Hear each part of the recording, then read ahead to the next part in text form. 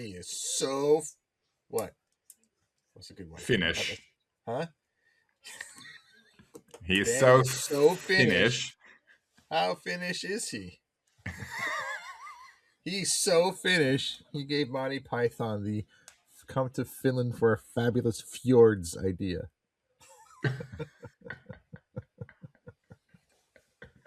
Pining for the fjords. Pining for the fjords.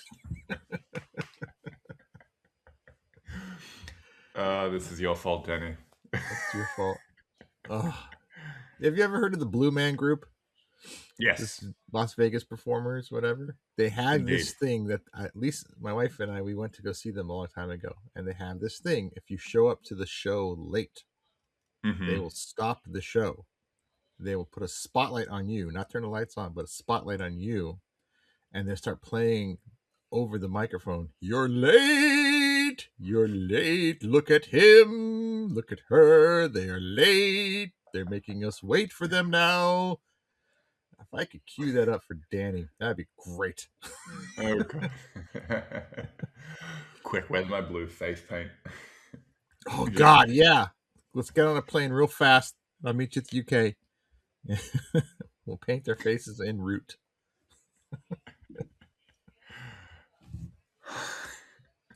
It is. I've never fully understood what the appeal is of the Blue Man Group. Like, I know that they do some things that are somewhat in the direction of Stomp in terms of musical, percussive, whatnot.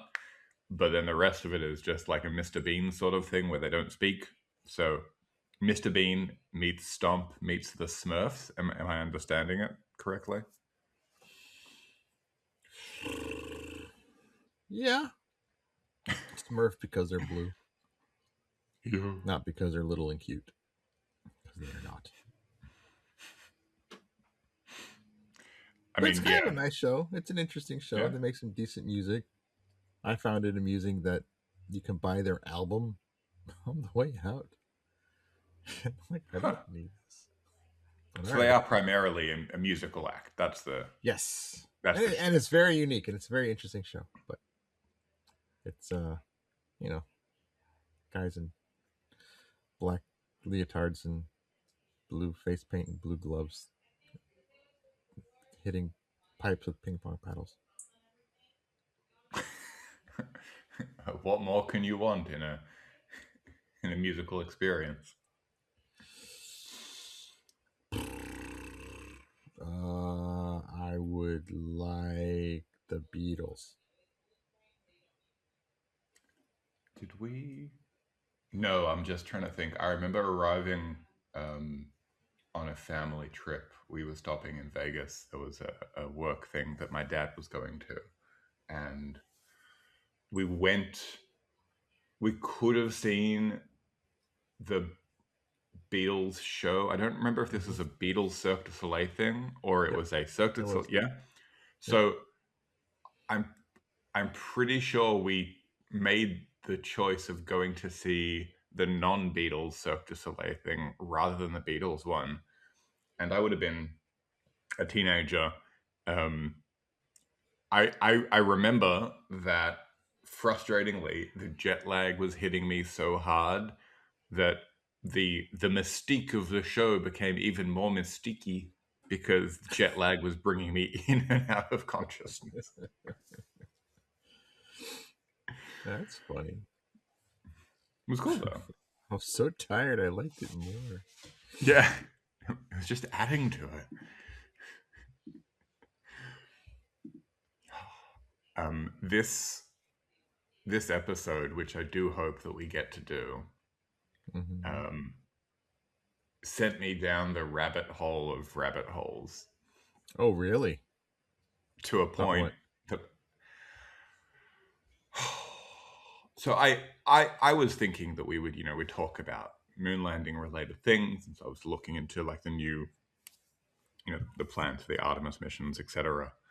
And then there was this other link to a topic that we're going to talk about relating to islands, and so I wanted to link that to talking about nuclear testing in where else do you do nuclear testing but Tahiti, and it's too beautiful. got to Got to dial it bring it down a down a little peg. bit. um, um, and just like the rabbit hole that I ended up going down in terms of understanding certain places, certain etymologies in certain places where nuclear testing happened was just not what I was expecting in any way, shape, or form. So there's that. Let's see if we get there. Yeah.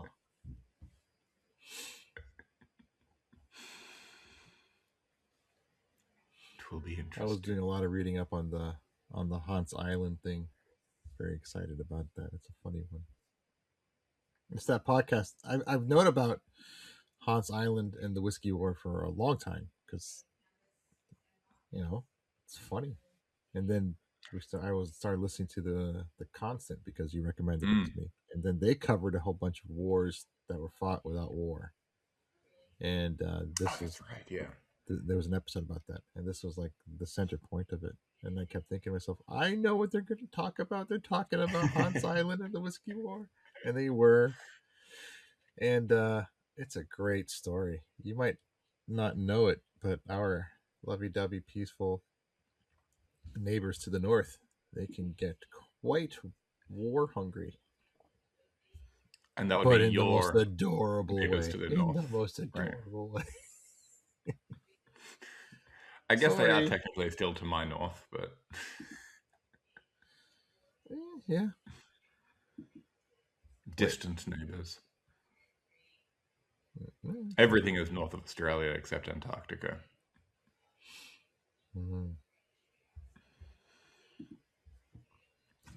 I wonder if this is all just teasing a future episode that we might have to do if Danny Boy doesn't show up. It would make me very sad. Crazy guy, that Danny. That Crazy Danny, guy. life of the party. Man of the people. People of the men. Person of the men. Anyways, do you think he thinks 2 p.m. or an hour ahead? Did he not get the memo? 9 p.m. UTC, and the time is 9:19 UTC. Oh, yes. Okay. Oh, boy. Tally, tally, ho. Well, perhaps Well, since we're already in a non-episode mode, we all could right. talk some fun science. I have a list of our questions and quibbles. I have a list of our second round of question and quibbles, and I have 3 questions and quibbles that didn't make either of those lists. So I'm going to Oh try them yeah. out on you right now. Oh no. Here we go. If an action figure was made of you, what would your accessories be? Oh damn. That's a good one. See?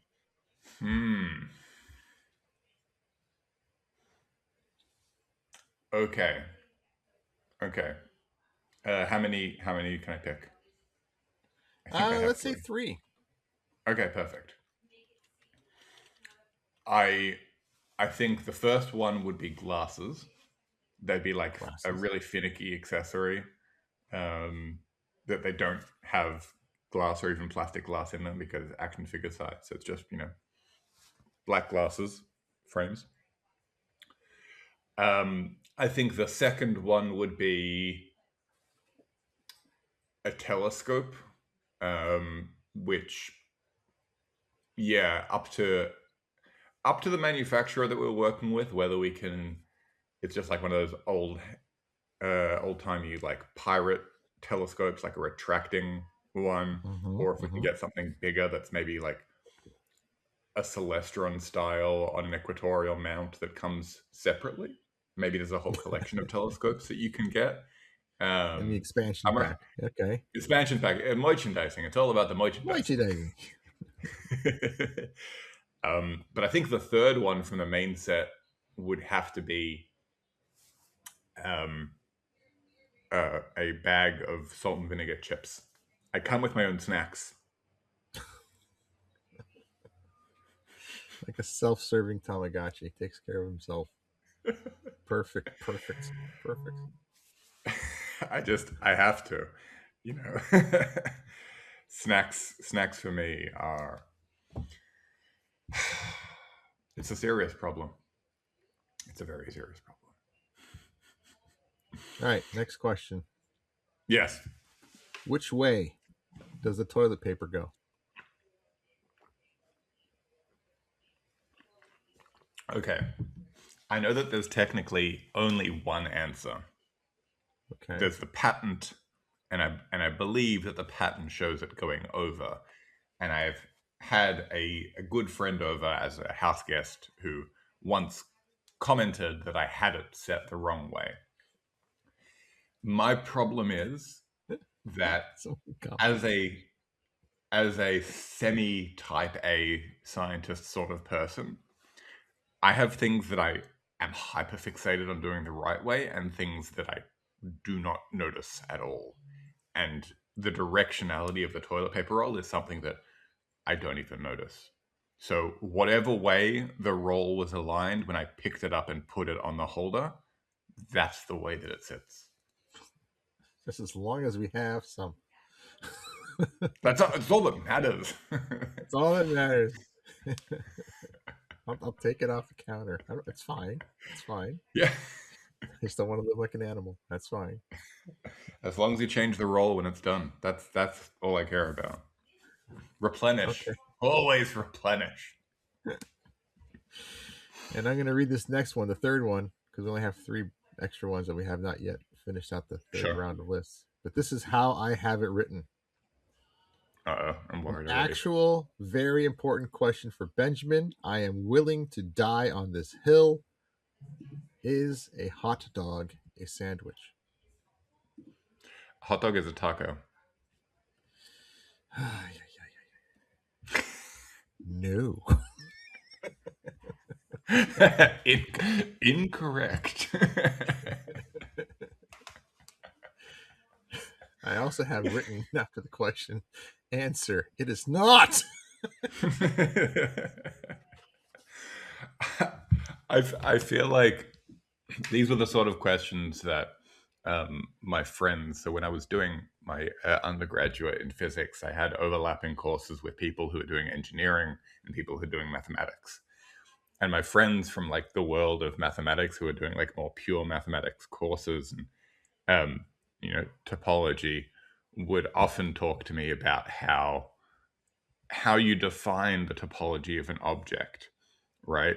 And how I'm definitely going to get this wrong. And if there are any topologists listening, feel free to write in and correct me. But it's something like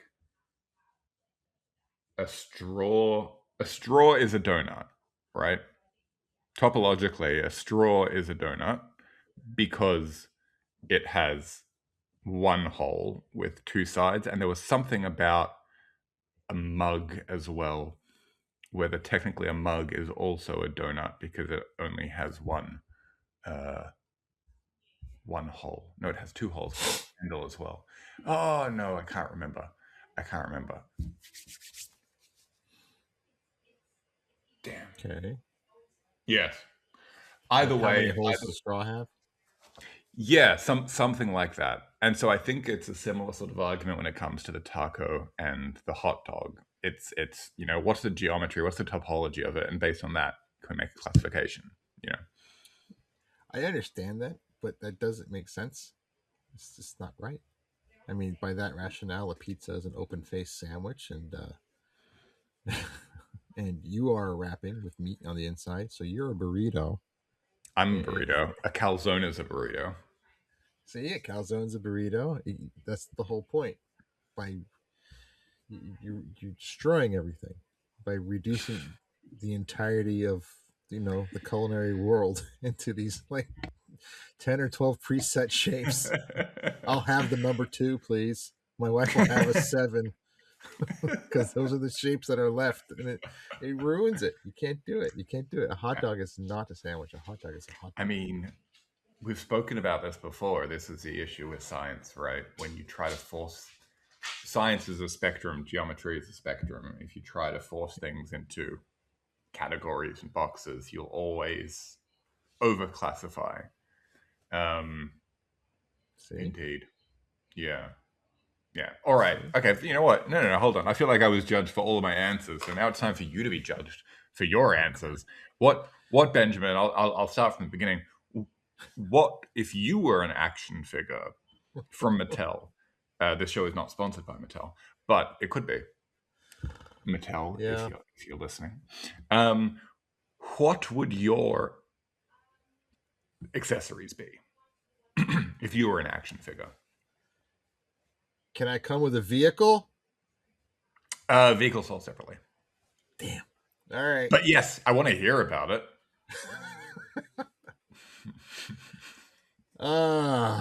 Golly gee. Hmm. Well, I don't know.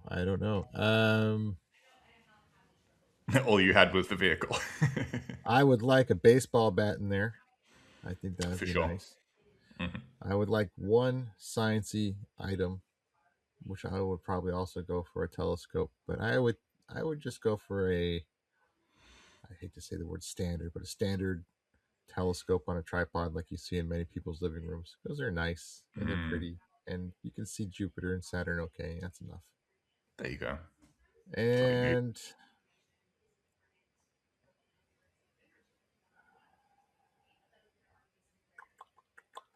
I don't know.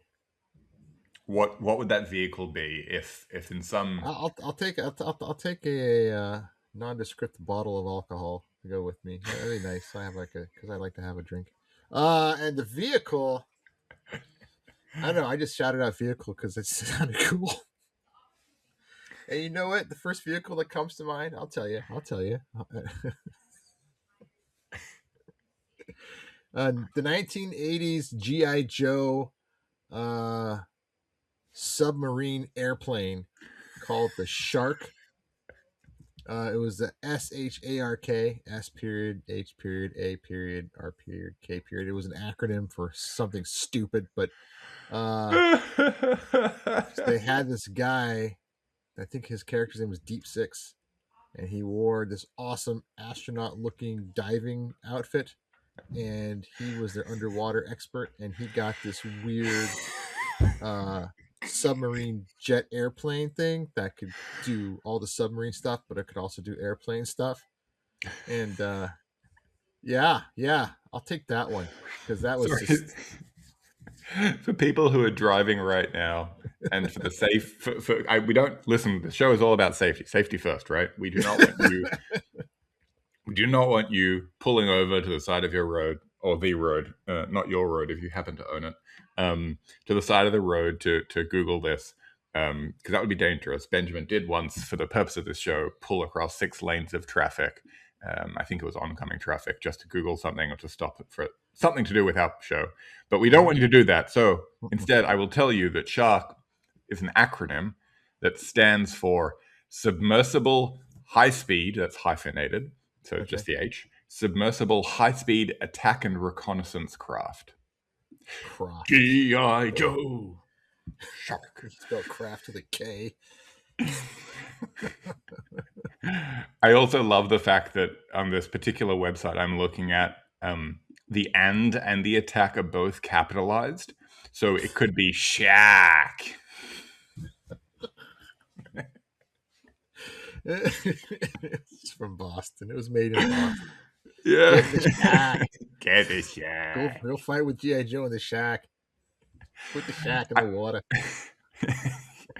I have to say, oh, sharks in the water. That's a bit um, for Australia. It's a sensitive topic.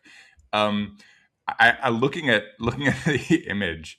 Um, this vehicle, this craft, um, looks almost exactly like the shuttlecrafts from Yep, Deep Space Nine and that ilk. it Like does. what the what Yeah, it was a good toy. It was a good toy. I liked it very much. It was awesome. the deep the Deep Six action figure. looks he looks like he knows that the entire design for this was, built. Each component of that underwater suit was built for the lowest possible price.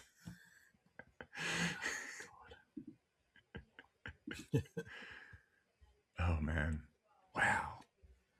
Now, these are great action figures. Yeah, I like these. Okay, next question. This is, very important scientifically. How do you, Benjamin, align or place your toilet paper rolls? I too know of the patent, and the patent clearly has it showing it going over the front. Mm-hmm. But I believe in practice, it makes more sense to have it coming down in the back, because if you just give it a tug, it'll tear itself against the mass of the rest of the roll, and it kind of helps initiate tearing against that perforation. And I think that works really kind of handy.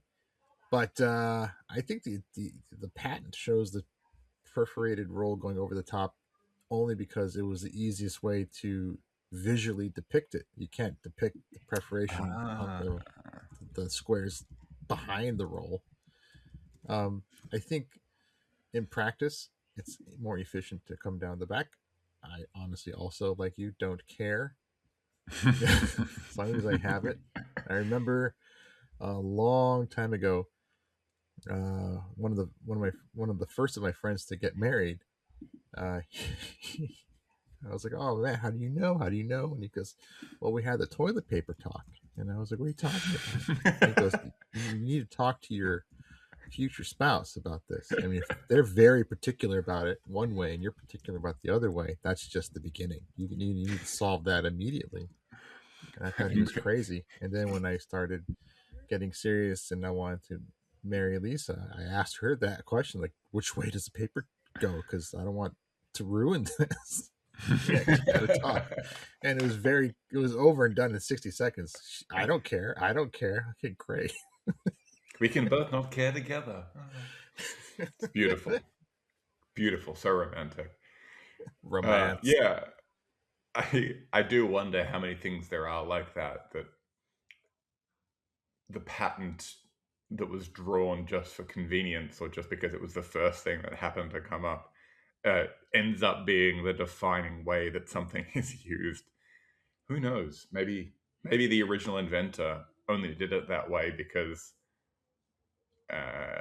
he was just, drafting which one looked better visually, and that was just it. Yeah, you can't show how something looks behind something. You have to show it in the front. That's the way it works. I actually wonder if the inventor himself, he started spooling his toilet paper or placing it on whatever little dispenser he had, if he had a preference. I mean, it's kind of like with the GIF versus GIF argument, which there similarly is only one correct answer, because it's graphical interface, not graphical. Yeah, but but the inventor says otherwise, right? The inventor says GIF. I've always called it a GIF. I don't know anyone who calls it a GIF. Interchange, sorry, not interface. Yeah, graphics interchange format. Yeah. Okay, so now the real question of these three questionable questions and quibbles, which didn't quite make it into the quotient or quota. Hot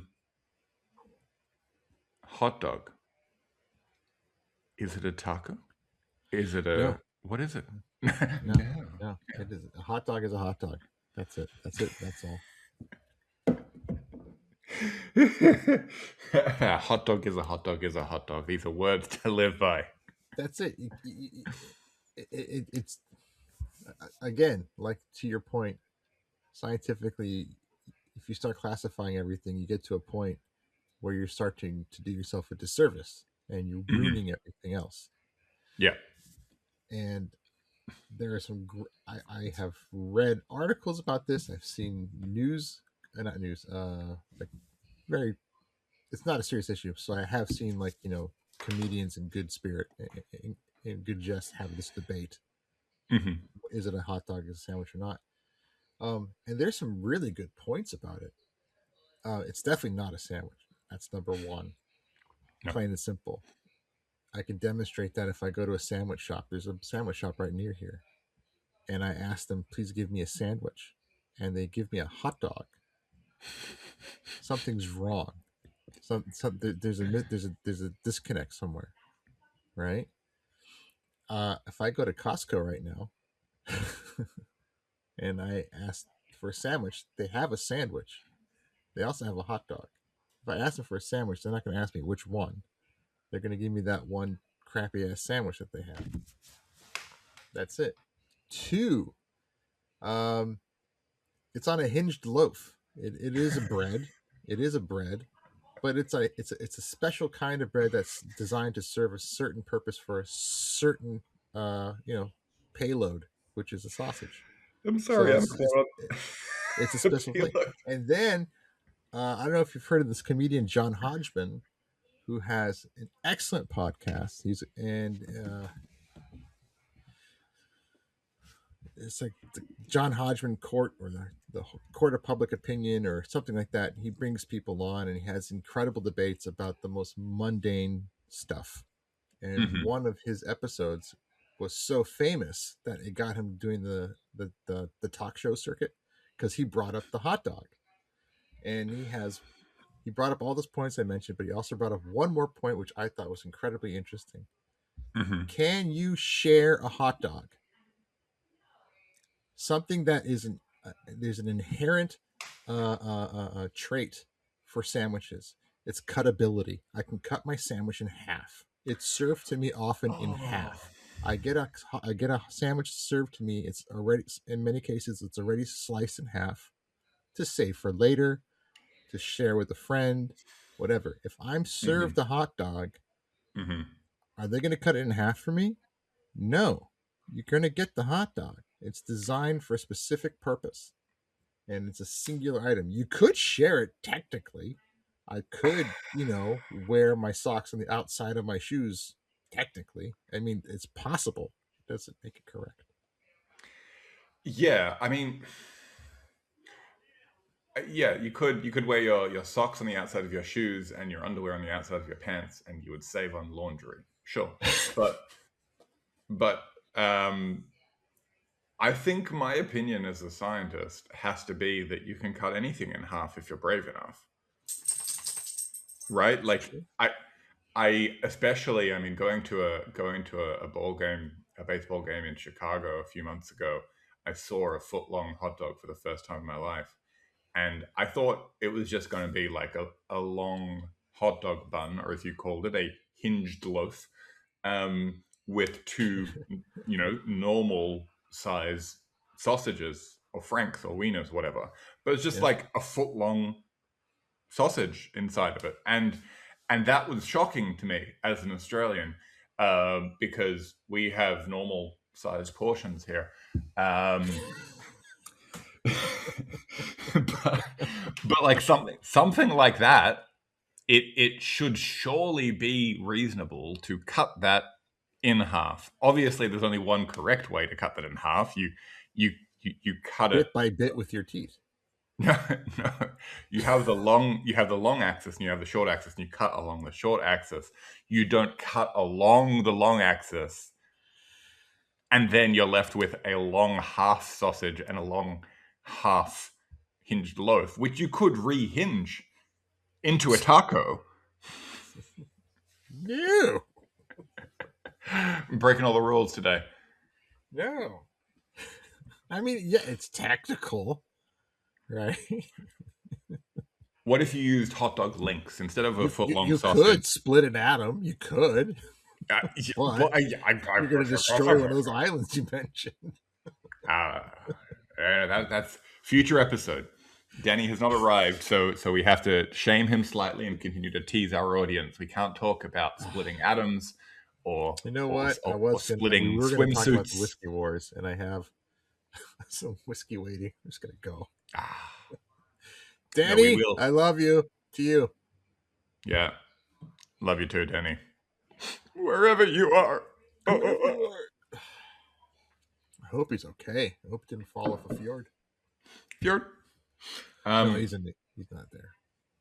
no, he's not in Fjordlands. Um, I'm thinking though, Hmm. the real question about sandwiches is whether or not you do a hinged loaf. To your point, right? Because you got a Subway, or you know some delis that make you a sub or a hoogie, as I A believe you hoagie. say. Sure. Um, those tend to be hinged, right? Yeah, but they're cut in half. You're gonna go to Uh, Subway and you're gonna ask for a sandwich. They're gonna cut it in half for you. Not if you get a 6 inch sub. They'll cut that in half for you. Ah, they could. They could offer, but they don't have to. It's a sandwich. That's just a There's feasibility thing. when I was in high school, there was a sandwich place called the Sub Center. It's not too far from my high school, but you got to leave the school to go there. And I found out later on when my wife and I were dating, here she comes again. She also snuck off to go to get the same sandwich. And many years later, we had kids, and Wow. the place is still there, and they love the sandwich. And when my daughter comes home from college, when she gets off the plane, we put her in the car, and first thing out of her mouth, "Could we go get a sandwich before we go on our way home?" I'm like, no, it's like 20 miles out of the way right now. So can we go? Can we go? Anyway, they have three sizes: a Mm-hmm. mini, a center, and whatever the word is for the big one. The mini's not Jamungo. that big, but they cut them all in half. They cut them all in half, Hmm. and they have their own technique of way they do things. They get a long length of like French bread, and they slice it horizontally, but not all the way, so they kind of make it Hinged hinged. loaf. And Yeah. then they slice the hinge off, and I don't know why they do it. I think it's so it What? fits in. It's the weirdest thing. So it fits in their little weird little oven that they have. So it fits in just right. They've been doing the same thing for I don't want to say how many years, but a long time. And yeah, but they cut it in half because it's not a hot dog. Thank you. It's so funny that you say that because outside of my high school as well, there was a subway that we used to sneak off to. And I think generations of students from that school all go to that subway. I wonder if it's still there. Did you know that Subway sandwiches cannot advertise their bread as bread? It's just hinged loaf style. No, not exactly. I don't know how it is done in Australia, but here in the States, it was discovered, revealed, whatever, that the recipe for their breads Contains no bread. has enough sugar in it that it constitutes a pastry, not a bread. And so they just call it, do you want it in whole wheat? Do you want it in white? Do you want it whatever? But it's technically supposedly a lawsuit settled it. It's a pastry. Oh my. Yeah.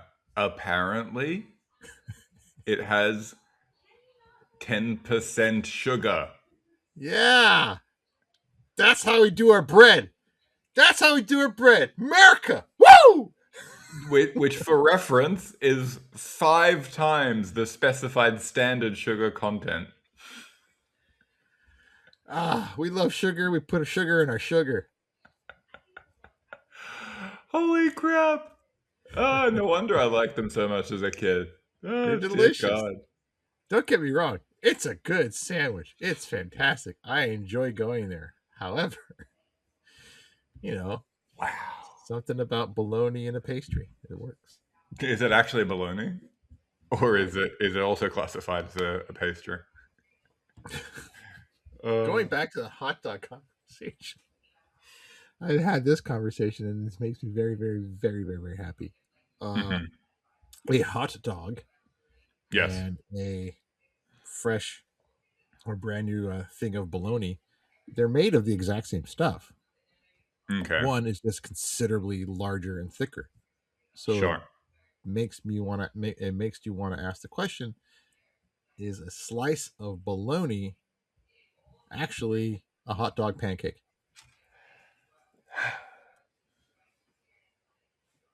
See? And is salami just aged hot dog?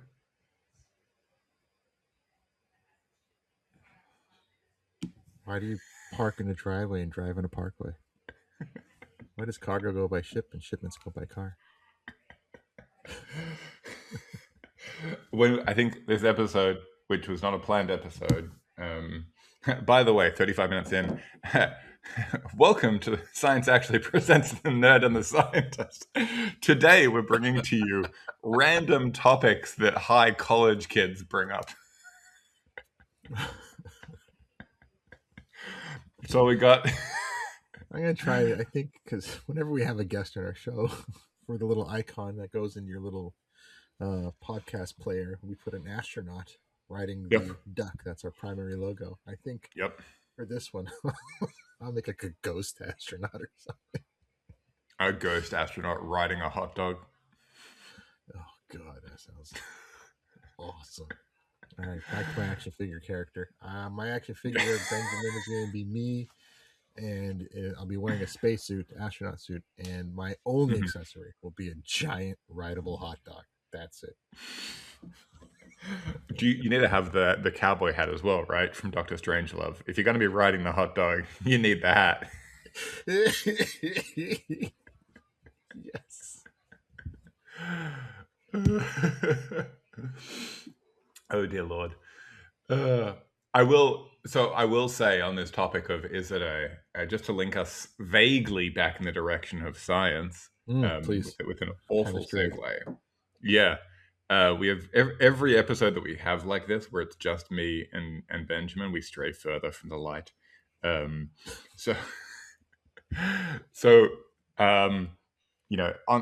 the same thread as this idea of trying to classify things that don't necessarily fall neatly. So I have this paper that I think I might have mentioned previously, but it's a paper that is currently under review. We just submitted a revised version to the scientific journal under review, and it's about this weird sort of thing that goes bang in space. A distant star, nothing nearby, don't worry, folks. That basically answers this question, because people for the past decade since these things were first discovered kept saying, "Oh, they're just like pulsars, just like the dead cores of massive stars, neutron stars spinning around really, really quickly. So this is just like that, except they're spinning more slowly." And the more of these things we started to find, the less viable that explanation was. And so this paper, I think, draws a clear line in the sand of some of these things might be pulsars, i.e. hot dogs, but some of them are clearly tacos. These other binary systems that we found that could also be an explanation. So we can do. I don't know if this warrants a full episode, but it was at least in my sleep deprived brain, a relevant comment to make, to try to bring just a hint of science. Hey, no. We always want a hint of science. Not more though. Just a hint, a smidge, just a hint, smattering. Just a naturopathic amount of science. Oh, this is good. I do look forward to having this episode with Danny. So just to hint it a little bit more, to tease it for our audience, this will be an episode that will likely split between our show, which you are listening to now, and Danny's Talking Ass podcast. So on the Talking Ass, there are all sorts of fascinating guests who come on talking about topics that, including, even us are fascinating. We so are he those sets the people. bar quite high. Oh yeah. Oh heck yeah. Heckin' high bar. And so we will be splitting this future episode between Danny's show and our show, to cover both science topics, but also, as Benjamin was mentioning, we have the Hans Island story, which you'll have to listen to know more about. I'll be talking about a couple of atolls, if folks are familiar. An atoll. Do I need to Atoll define used to be atoll? these incredibly beautiful things. Yeah, this is like just little beautiful ring-shaped islands in the middle of the Pacific, French Polynesian atolls with coral on the outside and a lagoon on the inside. When you look at something like that, what's the first thing you think when you look at something like that? I'm thinking, how can I don't know, erase it in a mountain of fire? You know what would make this vista perfect? What it's missing? A giant mushroom cloud. I'm thinking what this island could use is just evaporate everything to an extent that it becomes this psychotic vacuum that sucks in death. Jesus. Grim. Yeah, yeah. And if there's people that have been living there for a few generations, they wouldn't mind. Just pick them up real quickly. So yeah, would you Borrow mind your standing over house for a here? second. Just cover your eyes and ears for a moment. We're just gonna detonate a nuclear warhead here. So yes, we'll be talking about that and how that connects to swimwear, which was an interesting rabbit hole that I went down. That's a good rabbit hole. That's a great It's rabbit hole. it's I like that rabbit hole. oh. Not what I was expecting. And then also talking about the moon missions, the upcoming moon. Well, Benjamin will be speaking a little bit about the past and the Apollo program, and I'm going to be speaking a little bit about what I researched, which was the Artemis missions. I have some hot takes there. Yeah, you'll all just have to listen, including Benjamin, because Benjamin doesn't know what my hot takes are either. I wonder if it will actually launch by the time we get to it. Yeah. I mean, we are recording this the day after the most recent delay when it was meant to be launched. I am hopeful that we will be able to record it prior to the actual launch. It's been delayed to no sooner than March 6th. So who knows? There is time. Safety first. Safety first. Safety first. Yep. You don't build something for billions of dollars and say, go for it. Yep. Exactly. But yes, we will talk about this and a whole lot more with Danny on our show and on his show in an upcoming episode of Science Actually Presents a Nerd and a Scientist. Until then, Benjamin, where can people find you? Where can people find old episodes? You can find me under the name Science Actually on Facebook and Instagram and all the social things. And if you would like to listen to this show, well, you already are, but if you want to tell someone else how, tell them that we're available wherever you get your podcasts. And if you want to watch us talk about the things we're saying, go down to YouTube or TikTok. And we're there as well. And in theory, on future episodes of the Talking Ass with Daniel Orvomaa. How about you, Kavi? Where could people find you? Besides the Talking Ass podcast, you can find me at Fun Fact Science on all the good social media platforms as well as all the bad ones. As that line between those two categories continues to blur, you will continue to find me here and us here on Science Actually Presents the Nerd and the Scientist. Feel free to write in and comment and tag people that you would like to see on the show, new guests, new topics, or if you happen to be a PhD in mathematical topology and you want to call me out for what I said about donuts before, feel free to do so as well. And also, speaking of our good friend Daniel Orvomaa, as he's taken to doing at the beginning and outset of every single episode, he's asking you all to please hit all the internet buttons, follow and like and subscribe and share and leave us a good rating and stuff. So hit all the buttons. Thank you.